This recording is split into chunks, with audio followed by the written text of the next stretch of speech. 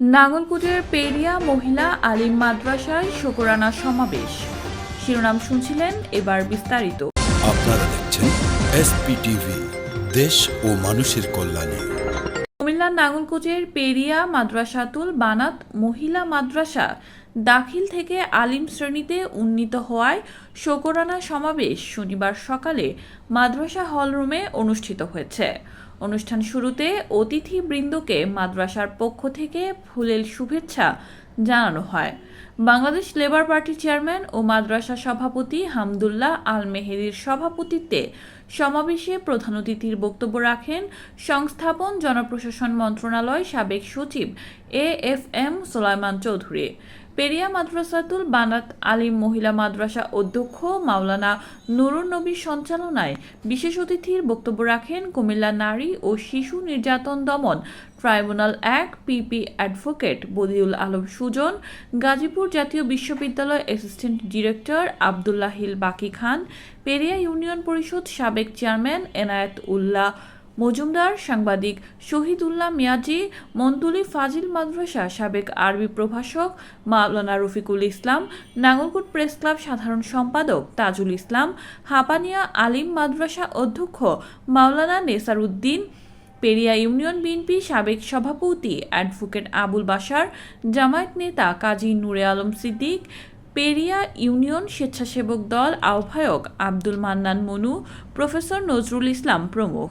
এ সময় উপস্থিত ছিলেন আশারকোটার doctor Jobaida Hannan school and college অধ্যাপক শাহজাহান, মাদ্রাসা দাতা সদস্য ডাক্তার আবু তাহের, মাস্টার আব্দুল বারেক মজুমদার, সাবেক অভিভাবক সদস্য আবুল কালাম মেম্বার সহ শিক্ষক শিক্ষিকা ও শিক্ষার্থীবৃন্দ।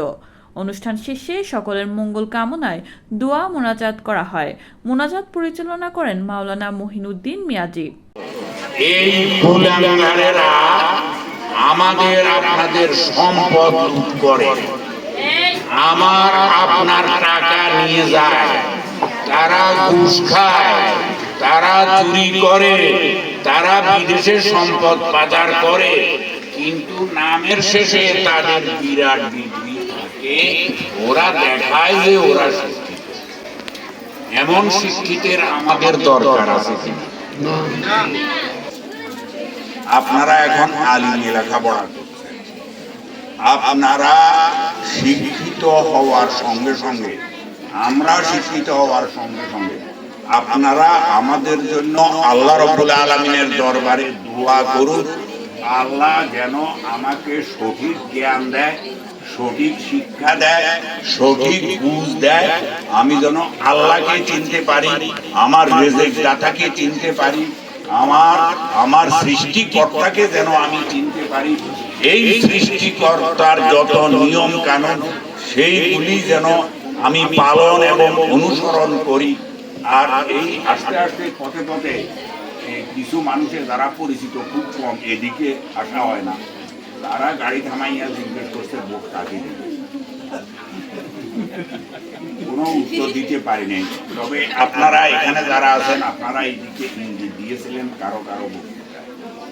আমি স্পষ্টভাবে বলছি, দয়া করে এমন প্রার্থী খুঁজুন যার উপর আপনি আস্থা এবং বিশ্বাস রাখতে পারবেন, তিনি আপনার ভোটের আমানত রক্ষা করবেন, তিনি সৎ হবেন, তিনি আপনার সেবা করবেন, তিনি নিজে ভোটে দাঁড়িয়ে পাশ করে নিজে ফুলে পেপে ঘুষ খেয়ে আপনার আমার বরাদ্দের টাকা খেয়ে মোটা হবেন না।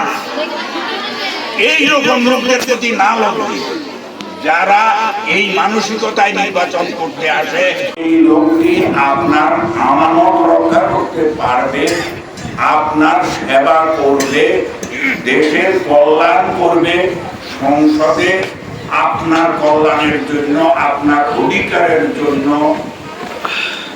কথা বলবে, এমন লোককে সম্ভব হলে ভোট দিয়ে আমার এই অনুরোধ রাখবেন।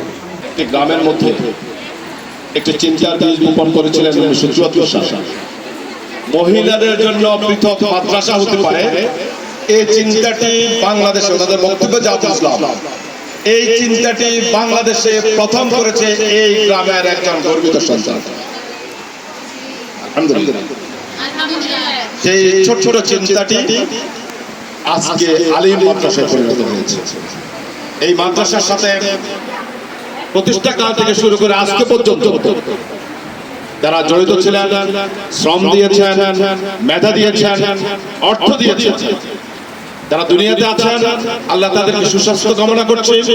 যারা দুনিয়া থেকে বিদায় নিয়েছেন আল্লাহ পাক রব্বুল আলামিনের কাছে প্রার্থনা করছে আল্লাহ যাতে এই নেক কাজের উসিলায় তাদেরকে ক্ষমা করে দেন, তাদের পরিবারের প্রতি যাতে শান্তি বর্ষণ করেন। শিক্ষার্থীবৃন্দ, আজকে আমাদের চেয়ারম্যান সাহেব সুন্দর বক্তব্য দিয়েছেন। আব্দুল্লাহ মেহেদির বক্তব্য পরে তার বক্তব্যই চলে না, তাই না? আব্দুল্লাহ মেহেদির বক্তব্যের পরে আর কোনো বক্তব্য পাবলিক খায় না। এত সুন্দর করে বলে, এত যুক্তি দিয়ে বলে, আসলে সত্যি ভালো। এত উপরে, এত ক্ষমতাধর, এত অর্থনৈতিক পোস্টে চাকরি করার পরও একজন মানুষ এত স্বাভাবিক জীবন যাপন করতে পারে, এটা সোলোমন সঞ্জিকে কেউ কাছে থেকে না দেখলে বিশ্বাস করবে। তারপরে তিনি বলেছেন সকলের সামনে আলহামদুলিল্লাহ। 2010 সালে ইংলিশ চ্যানেল যিনি অতিক্রম করেছেন, ফ্রান্সের এক ভদ্রলোক, সাঁতার কেটে যিনি চ্যানেল অতিক্রম করেছেন, তার 2 হাত 2 পাই ছিল। জানেন না কি হাত পা ছাড়া সাঁতার দেওয়া যায়?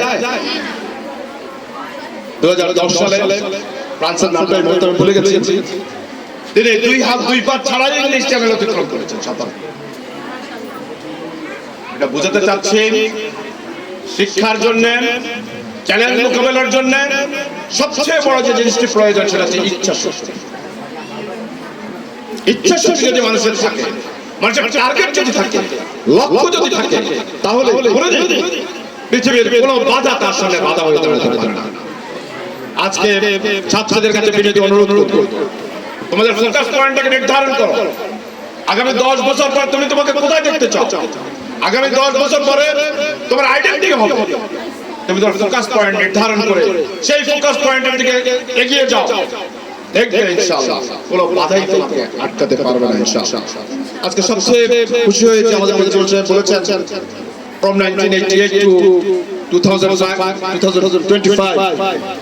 এসএসসি তে দাখিলে ফেল করেছে only 50, শুধুমাত্র 15 জন। তার মানে হচ্ছে নিভৃত পল্লীতে একটি নিবুদ করে ভবনবিহীন একটি মাদ্রাসা থেকে পরীক্ষা দিয়েও ছাত্রীরা প্রমাণ করেছে যে ইনশাআল্লাহ এখানে পড়ার পরিবেশ আছে, এখানকার শিক্ষকরা আন্তরিক, এখানকার ছাত্রীরা মেধাবী, এখানে লেখাপড়া হয়, ঠিক কিনা? এটা অত্যন্ত পরিধানযোগ্য, এটা অত্যন্ত আশার। এবং আমি প্রত্যাশা করব আজকে এখানে যে আলেম ক্লাস করা হচ্ছে, এই আলেম ক্লাসের শিক্ষার্থীরাও সেই অতীতের যে ধারাবাহিকতা, সেই ধারাবাহিকতা বজায় রাখে। আজকে যে 2 জন অতিথি এখানে আছেন, ওনাদেরকে যোগ্যতাও দিছে এবং অন্যান্য সকল সাইডেও ওনাদেরকে আল্লাহ অনেক উপরে উঠাইছে। আজকে যে প্রধান অতিথি সুলতান চৌধুরী সাহেব, বিসিএস এ অ্যাডমিনে যারা অফিসার হন তাদের প্রথম লক্ষ্য থাকে উপজেলা নির্বাহী অফিসার হওয়া, টিএনও হওয়া। উনি টিএনও হয়েছেন। এরপর লক্ষ্য থাকে যে একটু লাভজনক পদে যাওয়া। উনি ওই লাভজনক পদে ছিলেন, চট্টগ্রাম সিটি কর্পোরেশনের সচিব ছিলেন দীর্ঘদিন। এরপরে তার টার্গেট থাকে ডিসি হওয়া, জেলা প্রশাসক হওয়া। উনি জেলা প্রশাসক হয়েছেন। এরপরে মনে করে যে আমি সংস্থাপন সচিব, ক্যাবিনেট সচিব বা প্রধানমন্ত্রী মুখ্য সচিব যদি হইতে না পারি, অন্তত জাতীয় রাজস্ব বোর্ডের চেয়ারম্যান হওয়া যায়। উনি ওইটাও হয়েছেন। এরপরে উনি সংস্থাপন সচিব হয়েছেন।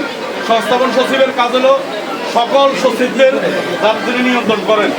ওনার বাসায় একাধিকবার আমি গেছি, খাওয়া দাওয়াও করছি, ওনার মেহমানদারি গ্রহণ করছি। ওনার বাসায় গেলে ওনার বাসার যে পরিবেশ বলতে মানে বাসাটা যে ধরনের, ওই সচিবালয়ের একজন দুষ্কর কেরানির বাসা আরো সুন্দর থাকে।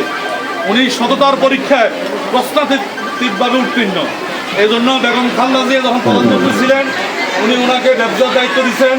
উনি ওনাকে আদমজি জুট মিলের যে বকেয়া পাওনা ছিল সেগুলো তত্ত্বাবধানের দায়িত্ব দিচ্ছেন। উনি জনতা ব্যাংকের চেয়ারম্যান ছিলেন। উনি আজকে আমাদের এখানে এসেছেন। উনি আমাদের এখানে এসে আমাদেরকে ধন্য করেছেন এবং এটাই আমাদের জন্য বড় উপহার। কি বলেন? ওনার কাছে আমাদের কোনো চাওয়া পাওয়া নাই। যদি মাদ্রাসার জন্য কোথাও একটু ফোন করা লাগে এটা অবশ্যই আমরা বললে উনি করবেন। আর বদিউল আলম সুজন ভাই সুপ্রিম কোর্টের আইনজীবী এবং উনি অল্প বয়সে বাংলাদেশের এবং কুমিল্লার মধ্যে একটা অবস্থানে গেছেন। উনি চৌকস একজন ব্যক্তিত্ব, ওনার জন্য আমাদের শুভকামনা থাকবে। আজকে যারা এসেছেন সকলকে ধন্যবাদ, মোবারকবাদ, অভিনন্দন জানিয়ে এবং এই মাদ্রাসার প্রতি খেয়াল রাখবেন। এখানে আসলে এটা আলেম হয়েছে, এটা আল্লাহ ছিল এই জন্য হয়েছে। এখানে আমার বা প্রিন্সিপাল সবার কোনো কিছু নাই, এখানে আপনাদের সকলের অংশগ্রহণ ছিল বিদায় হয়েছে। কি বলেন? 4 বছর শিক্ষকদের বেতন, আলেম ক্লাসের যারা প্রভাষক ওদের বেতন 4 বছর মাদ্রাসা থেকে চালাইতে হবে। এই বিষয়টা আপনারা একটু দেখতে হবে, সুজন ভাইও একটু দেখবেন। এসপিটিভি, দেশ ও মানুষের কল্যাণে।